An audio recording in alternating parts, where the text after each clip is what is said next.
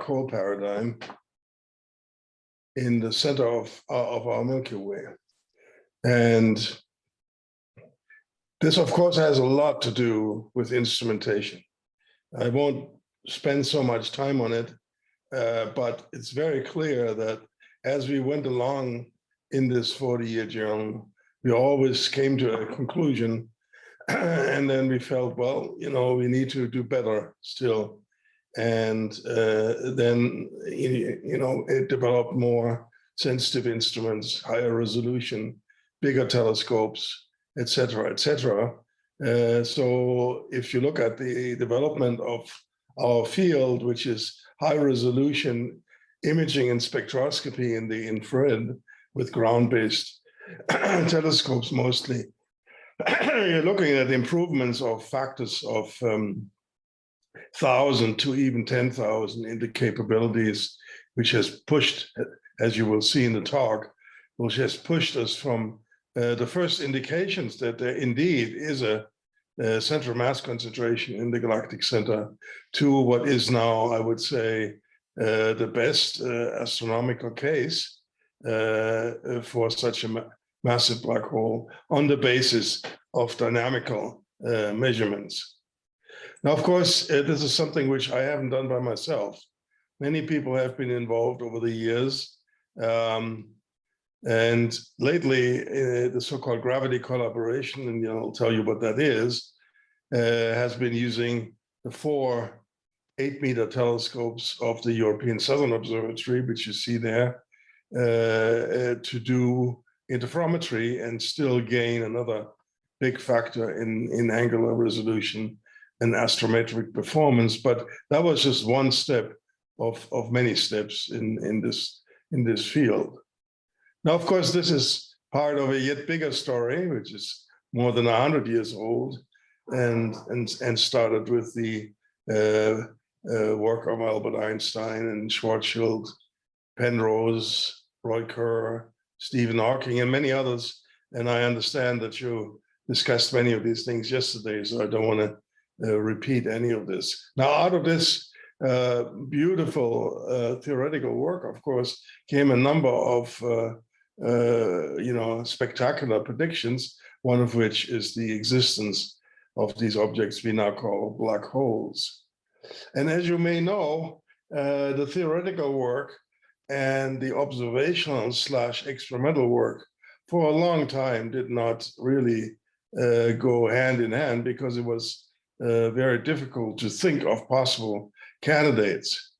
And I don't know whether Roy Kerr told you the story yesterday, which he told us, that in the 60s, when he was working on his metric, clearly the astronomers really were not all that interested in general relativity initially, and the mathematicians weren't all that interested in the astronomical work. But that then changed. It changed with the discovery of X-ray emitting binary objects, which I come to at the end of the talk, some of which are we now know are stellar black holes and merge and produce gravitational waves. The other one is the discovery of the quasars, when the radio astronomers in Cambridge, England, and elsewhere started mapping out the sky, finding bright radio sources, and then looked up in the optical to see what counterparts there were. And one such set of sources turned out to be on optical plates, fairly meager, faint stars. But then when you looked at the optical spectra of these sources, with the Palmar telescope, for instance, famous work by Martin Schmidt, then you discovered that they were all substantially redshifted. The first one, 3C273, was 16%. So if you interpret this redshift as a cosmological redshift, then the distance of the object is several billion light years, and then you can convert the amount of radiation you see into a luminosity and find that this meager little star actually is 1,000 times more luminous than the entire Milky Way. Well, that was just the beginning. Within a decade, many more and even more distant such quasars were found, and a number of theorists began working on the interpretation. How could that be? Lyndon, Bell, and Rees were such people, Rashid Sanyayev, and many, many more. And over about a decade, a new paradigm of explaining these enormous luminosities paradoxically used black holes. It wasn't called black holes at that time. Schwarzschild throats you will find in the first papers. But basically the idea is that when material is falling into such black holes on the way into the event horizon and just outside of it, you can convert, depending on the rotation of the black hole, between 7 and 40% of mc squared into radiation from conversion of the potential energy. So this is a way to generate 100 times more energy per mass than fusion, and seemed like a possible explanation. But of course, to test this, you want to test it through the measurement of the gravitational potential directly. Sure, the quasars were emitting X-rays, gamma rays, spectacular plasma jets with relativistic speeds. So there were a number of indications that they might indeed be such energetic objects. But in the end, what you need to do is to measure the gravitational potential by looking at test particles in the vicinity. Just like in the solar system, you can basically measure Kepler's laws from the planets and then infer that there's a central mass of one solar mass, even if the sun weren't radiating. So that's the same kind of idea, but it at that time was not possible for the distant quasars. So Lyndon, Bell, and Rees then wrote a very famous paper where they proposed, well, if quasars were just, so to speak, the extrema, the most extreme accreting objects, maybe other galaxies also have such black holes, and maybe even including the Milky Way. And I'll go on with this as I show you in the next slide how that went. Now, of course, nowadays, another 50, 60 years on, we have several very precise types of independent experiments showing us that these black holes indeed exist. The story of the Galactic Center, which involved my group and the European Southern Observatory, as well as Andrea Ghez and her colleagues at UCLA and the Keck telescopes, I'll tell you in my talk today. Another story, of course, are the gravitational waves and discovery of inspiraling objects which shed, the hair of the binary and then merge to an object about twice its mass. I'm sure Alessandra Bonanno, following me, will tell you more about that. The third is the usage of short wavelength, very high resolution millimeter or radio interferometry to look at the centers of nearby active galactic nuclei, not quite quasars, and also we hope the galactic center in the future to see indeed the effects of gravity onto photons, detecting the so-called shadow. It's remarkable that after 100 years, within about 2 decades, 1 to 2 decades, all of a sudden we are, endowed with a rich set of pieces of evidence that these black holes indeed exist. So I mentioned the Lyndon, Bell, and Rees proposal, and Lyndon, Bell, and Rees basically said, well, look in the galactic center, that's the closest galaxy we have, 20,000 light years away from us. But there's a problem. As we fly into the galactic center, you see that there's a lot of interstellar material which dims the optical radiation by about a factor of 10 to the 12. So with the technologies available in the 1960s, you could not see the galactic center really in the optical. You could do that in the radio or at X-rays. Nowadays, we use infrared photons and infrared detection methods to be able to look into the central region and look at the stars. What we find there is a star cluster of extreme density, about 1 million times more denser than the solar neighborhood.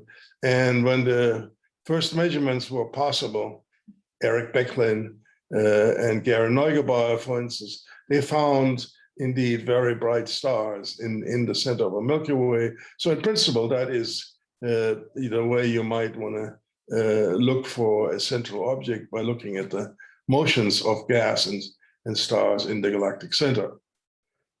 Now, the techniques which were developed since then, in particular, so-called adaptive optics, has helped us to improve the imagery in the infrared, or in the optical actually, by about a factor of 10 to 20. So where one had initially arc-second type resolution images, nowadays we have the big 10-meter class telescopes, very deep imagery with a resolution of about 50 milliarc seconds, and you will see that this is indeed sufficient to look at the motions.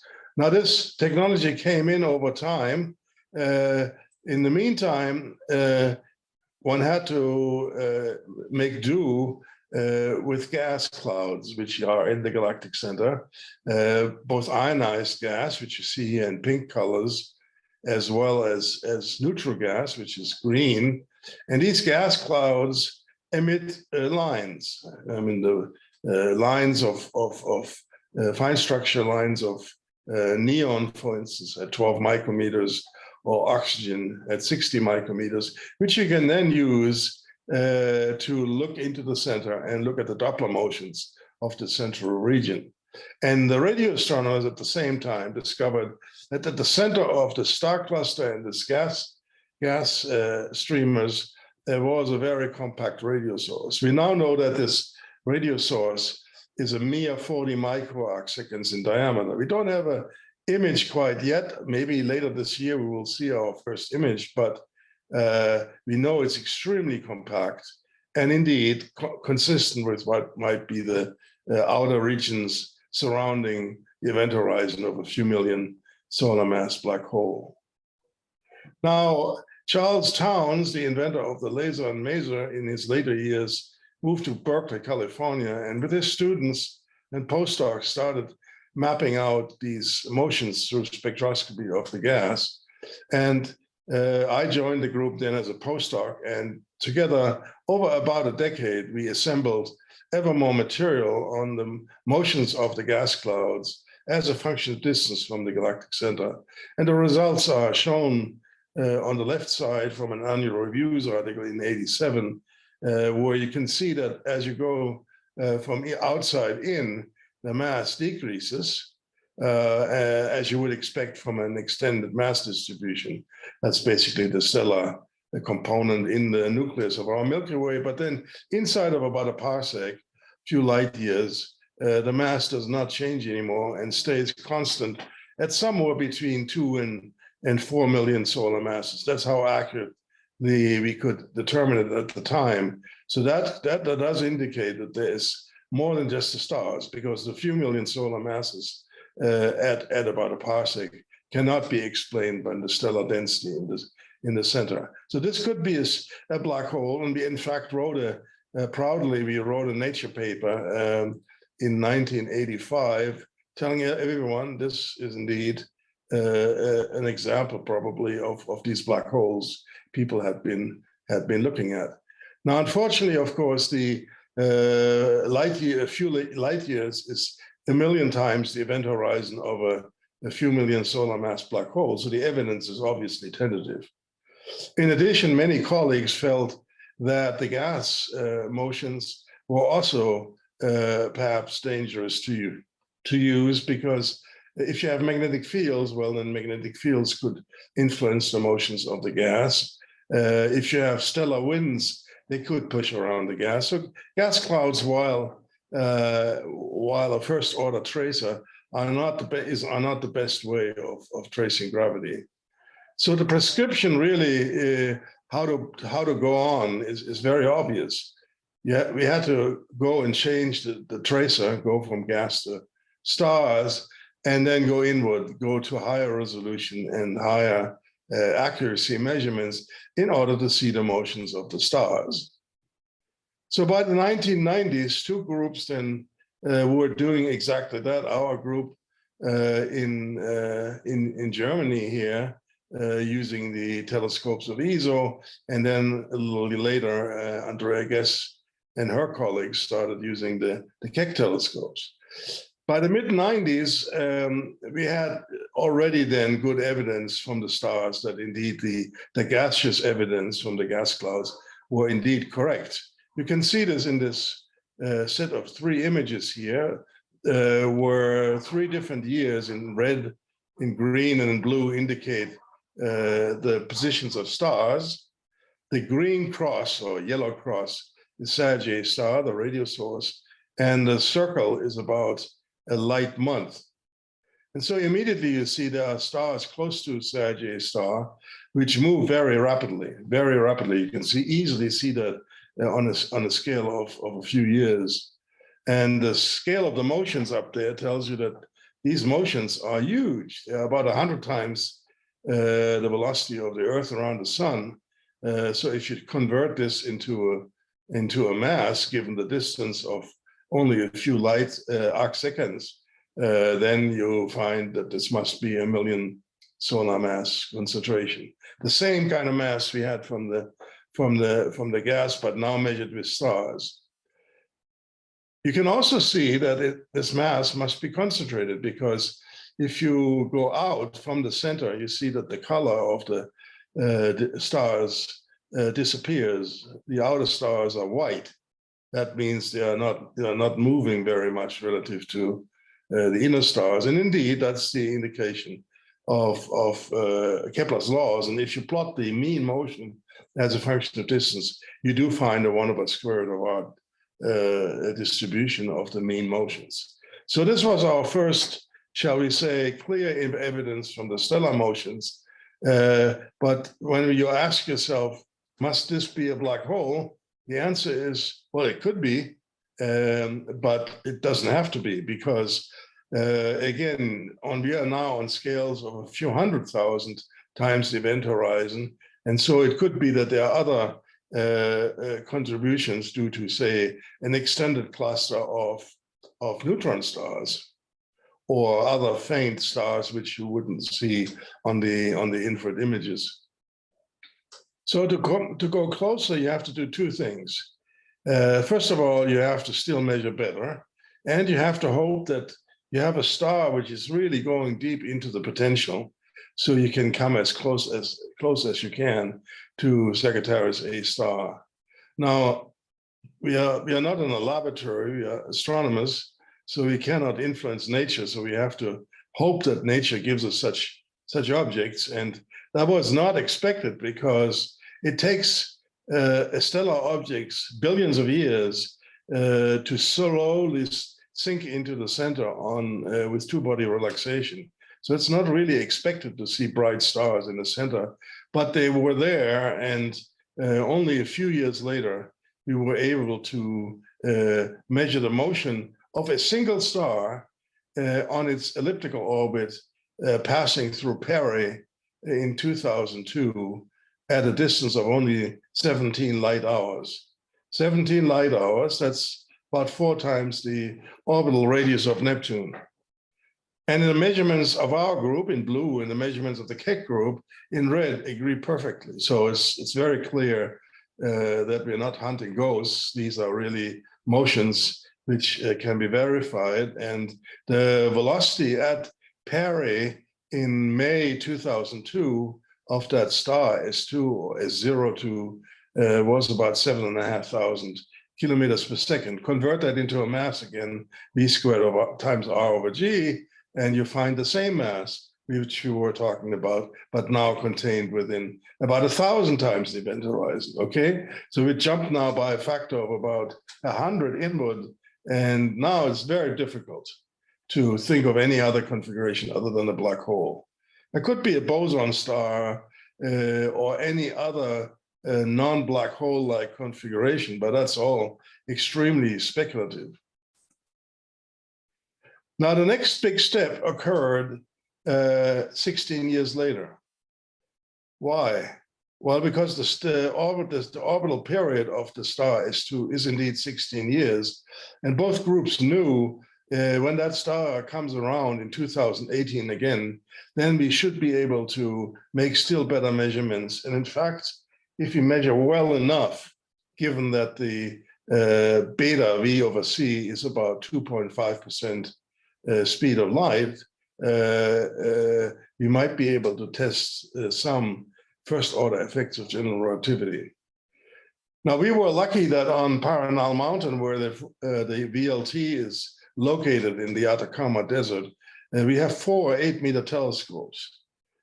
And immediately the idea is, well, why can't we, like radio astronomers, combine the light of the 4 8-meter telescopes and construct a telescope effectively of 130 meters in diameter, which then has another factor of 20 resolution. So that's the gravity experiment, which led by Frank Eisenhower, we built in a European consortium together with ESO, German, French institutes, and Portugal. And indeed, after about 10 years, we managed to build this very complex instrument. I don't have time to explain it, but I think many say that this was instrumentally one of the most complex endeavors done lately in astronomy, because you're working at such short wavelengths and the coherence time of the atmosphere is short, a millisecond.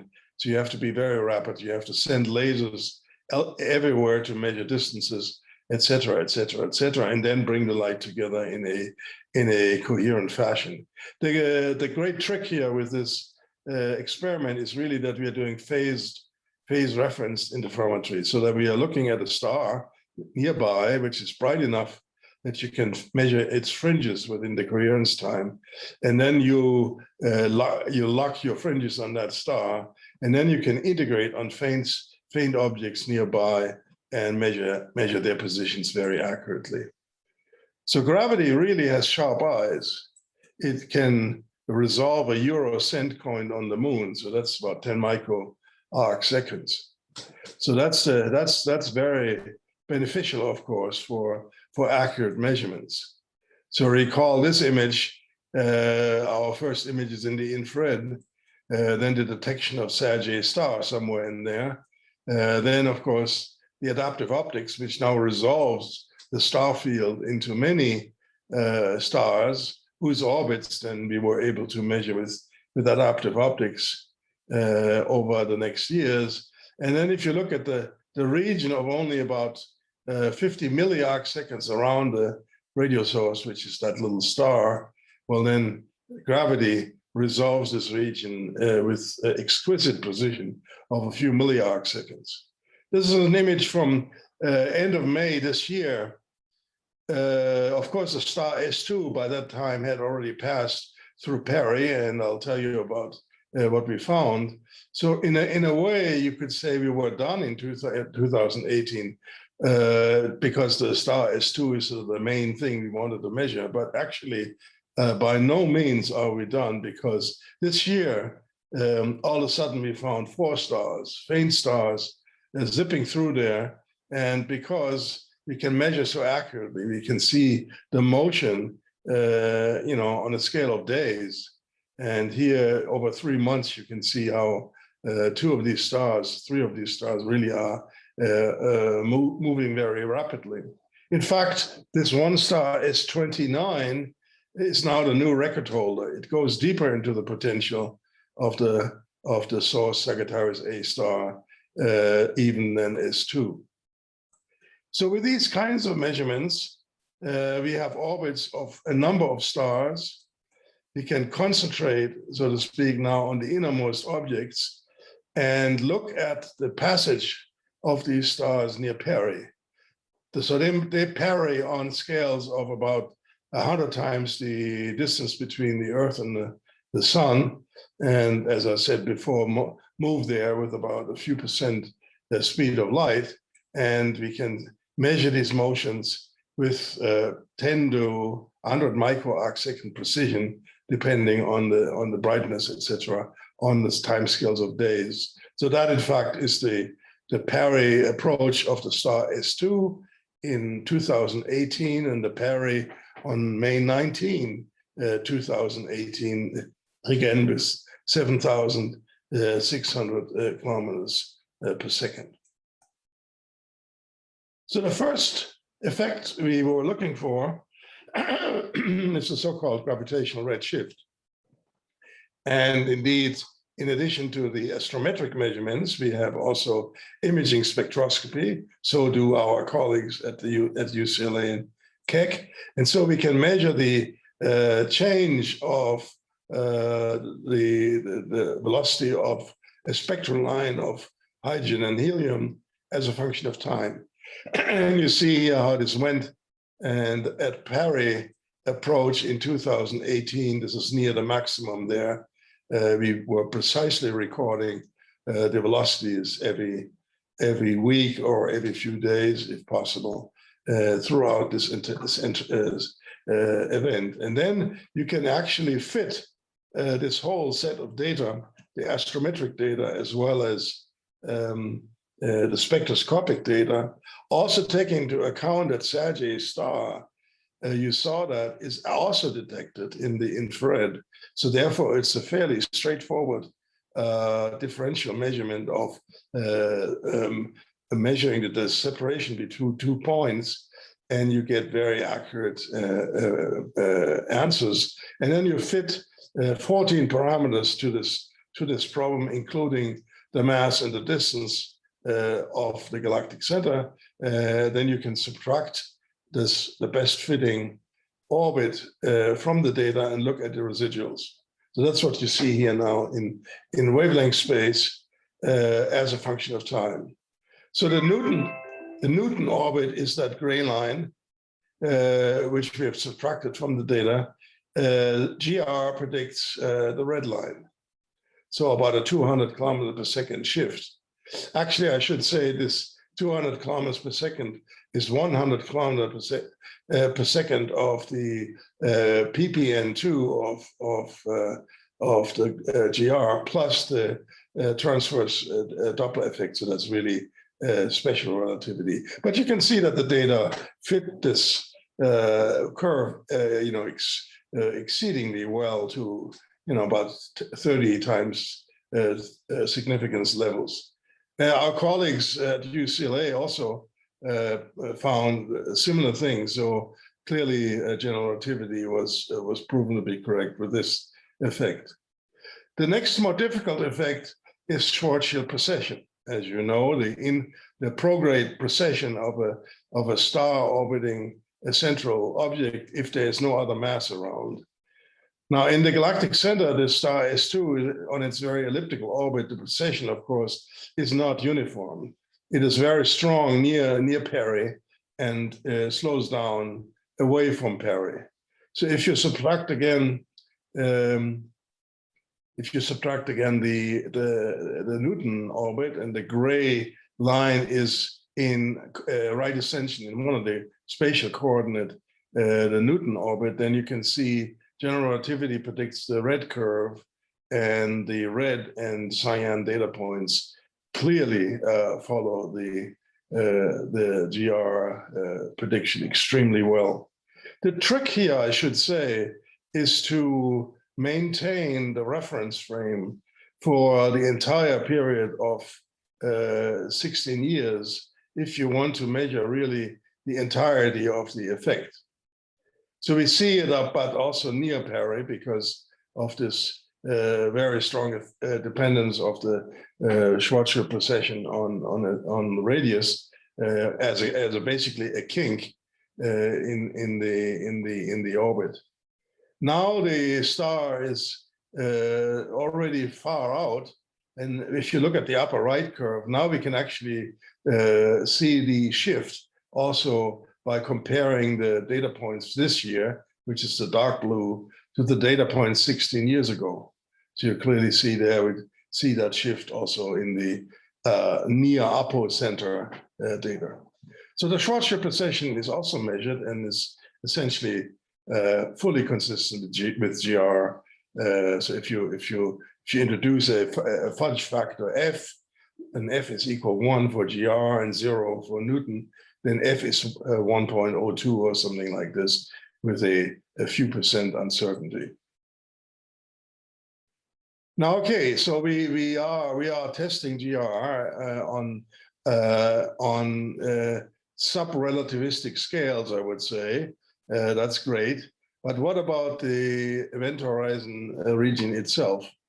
Well, indeed, there we have both radio emission and infrared flares, outbreaks in infrared radiation happening every few days, which we think comes from very hot synchrotron emission gas just outside of the event horizon near the innermost stable orbit. And indeed, when you look in the upper left there at one of these flares, we do see motion during one of the flares in clockwise direction at about a third the speed of light at around 10 times the Schwarzschild radius. So that's an indication indeed that we are looking at very close to event horizon gas. The millimeter emission, of course, if you look at it with very high angular resolution, should show the whole photon orbit here, very much like in M87, and our Event Horizon Telescope colleagues are working very hard to produce an image which might show that. I'm very confident that they will pretty soon come out with a result. So we have also now confirmation of this sort of interpretation of the very concentrated mass, very, very close to the event horizon. So over these 40 years then, we've come from just detecting the central mass concentration on scales of just under a parsec, now all the way into just outside the event horizon, and have confirmed that this is completely dominated by a single point mass. In fact, the newest data we have from this year show that between the event horizon and the several times the orbital radius of S2, there is essentially no indication for any extended mass. So clearly this is a single object. It's not a double black hole, for instance. There will be, there is the possibility for, a few stellar black holes and some other stars, but certainly not, say, for a second black hole. And if you analyze the data, you can exclude any mass greater than about 1,000 solar masses within this central orbital region of S2. And you can see that we can confirm the gravitational redshift, as I said, the Schwarzschild precession, also the local positional invariance, equivalence principle, and then finally show that the gas has coordinate speeds near, 5 to 10 times the gravitational radius, which is consistent with, again, the same mass we see from the stars. So that makes the galactic center indeed now the best case, I would say, quantitatively for detection of a massive black hole. I should add one more thing, which is very important, and that's the issue of magnetic fields. This is also very important for the interpretation of M87. What we've found is that when you have a strong flare, then the polarized emission, and that is the case of the hot gas near Sagittarius star, is rotating around a direction at the same rate as the orbital speed of these hot plasma clouds. That, if you think about it, means that the magnetic field which we see here is aligning the gas cannot be toroidal in the plane of an accretion disk, because that would show a double loop.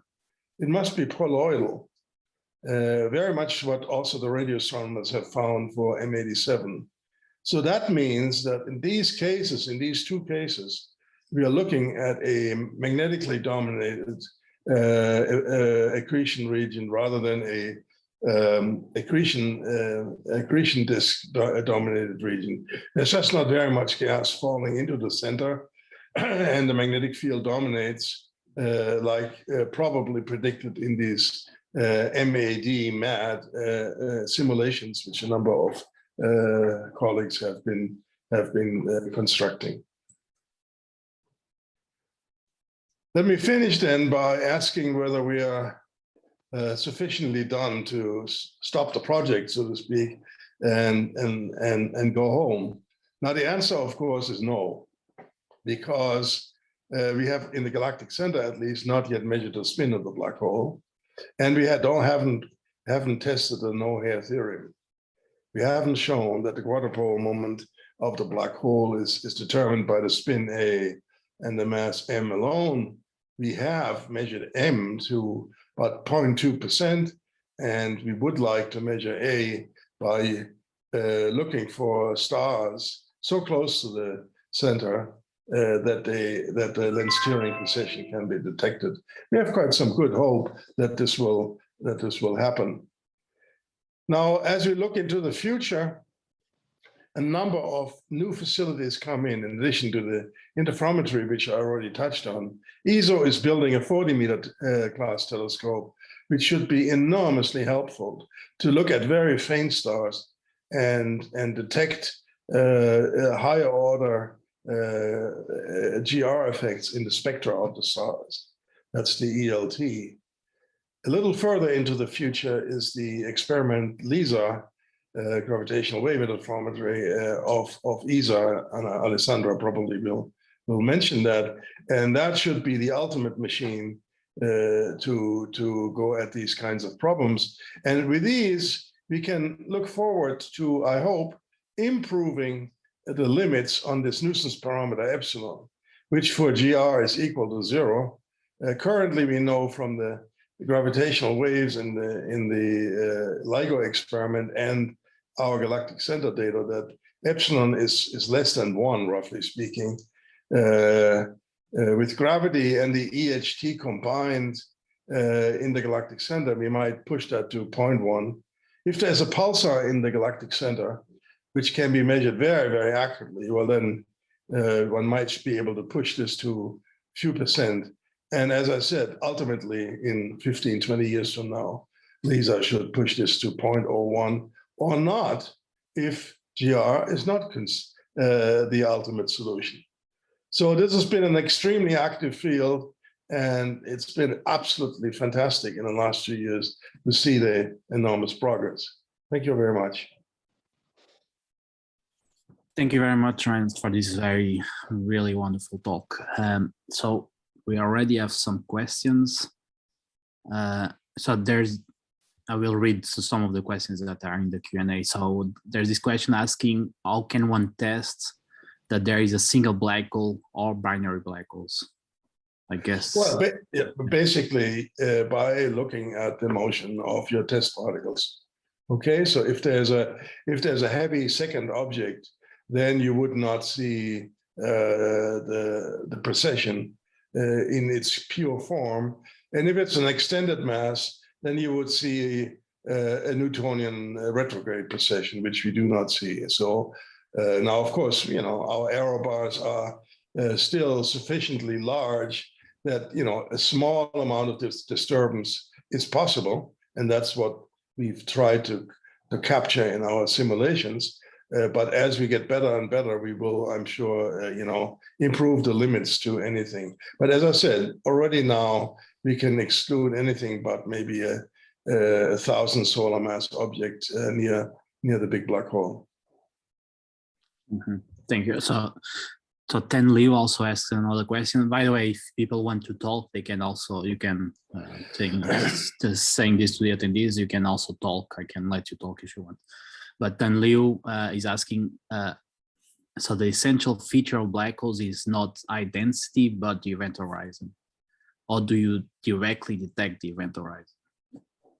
Well, okay, I mean, I think we cannot, right? I mean, that's highly unlikely, but we can push the measurements, as I explained, so close to the event horizon that the possibility for any other configuration is very low. Now, some people have argued on the basis of the radiation of such a star that you can exclude any surface.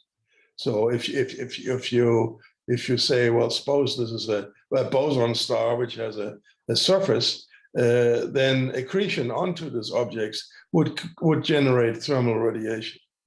And so, papers have been written comparing the expected thermal radiation given the size of the object and the mass of the object with the limits from ultraviolet X-ray all the way to 2 millimeter radiation.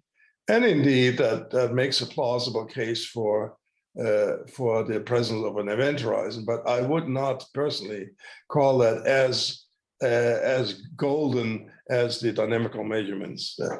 Right, yeah. Okay, so as Hossein Fatedin, I will allow you to talk. You have the hand raised. You can ask your question. Hi. First of all, thank you for your wonderful talk. I wanted to ask, how can we make sure that the supermassive object at the center of our galaxy really is a black hole? I'm asking this because of the recently published paper by Dr. Ruffini at ICRONET that claims we may have a core of dark matter instead of a black hole. Yeah, well, okay, this is a very good question. The answer is the Ruffini group did not have access to our data. Okay, the jump in quality of the astrometric measurements between pre-Perry and now the Perry and post-Perry of the star S2 and the other new stars which I showed you is, so substantial that now we can, as I said, we can detect the Schwarzschild position and exclude any extended mass. Okay, so if you had a substantially extended dark matter component, for instance, which has a significant mass in it, we can now exclude that. Thank you very much.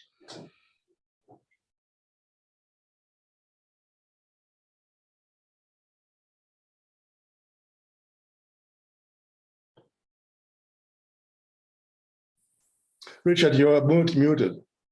Sorry about that. So Jacek Tafel is asking whether you can relate this picture to the photograph of a black hole, I guess, by the Event Horizon Telescope. Well, okay. I mean, as I said, we are very much looking forward to seeing that.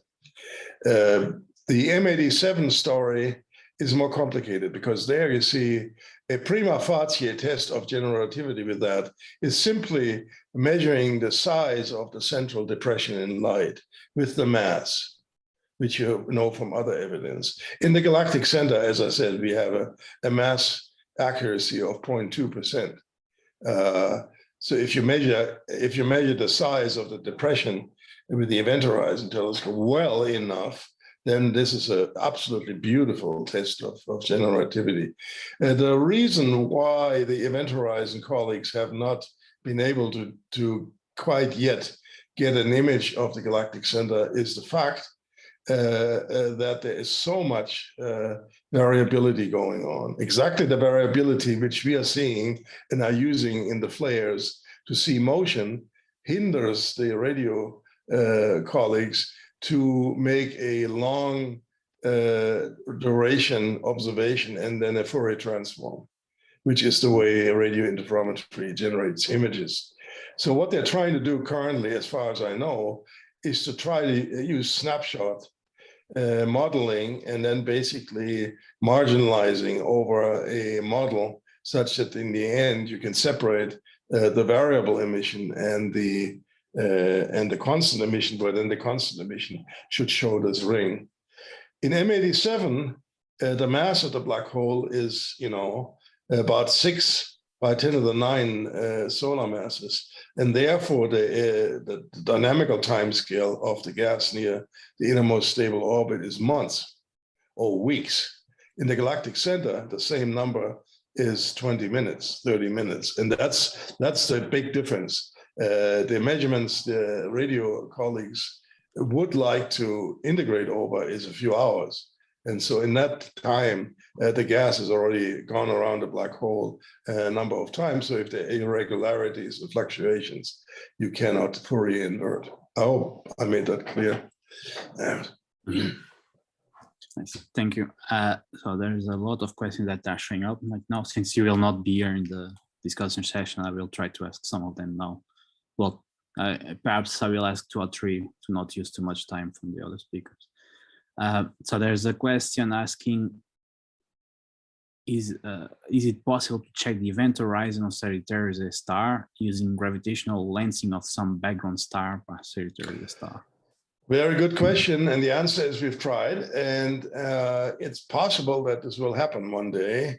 But this is sort of a chance which is fairly low. Tal Alexander, before he passed away, did a deep study of that. Basically, you have to know where the stars are, how close they are to the galactic center, in order to make an estimate how frequently you're entitled to see a lensing event, which you can then follow.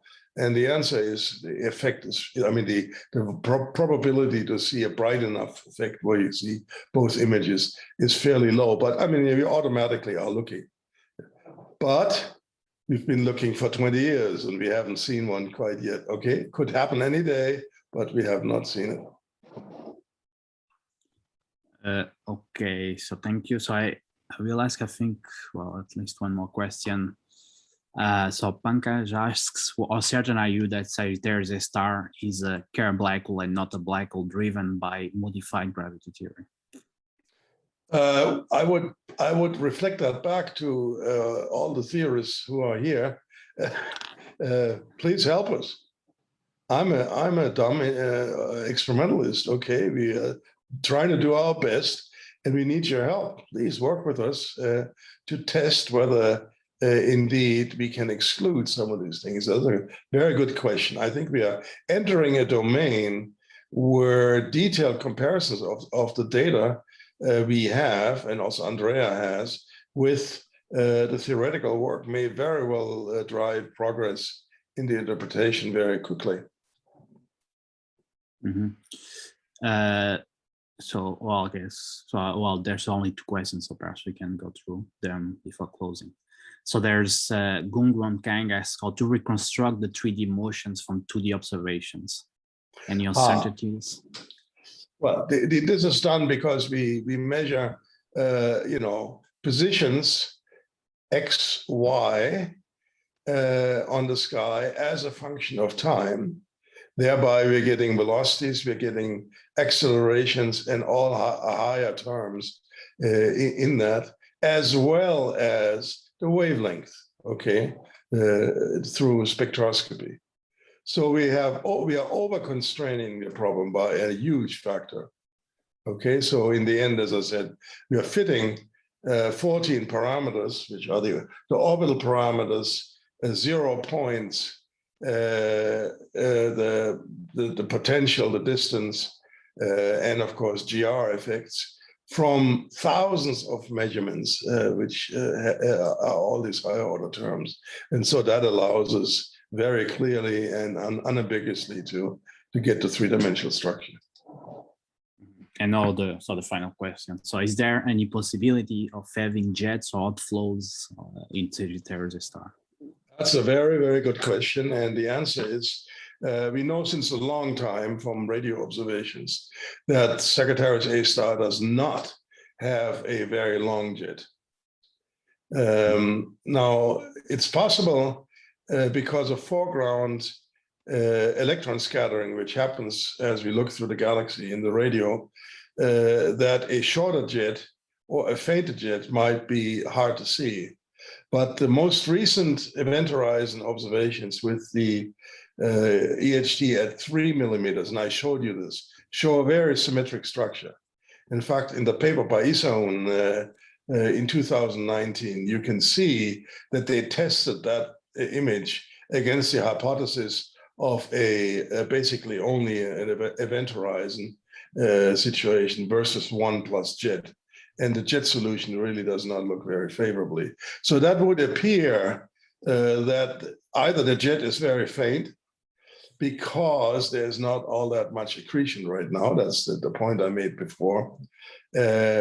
Or that it is in a, in a configuration which is hard to see, because, for instance, it's coming right at us.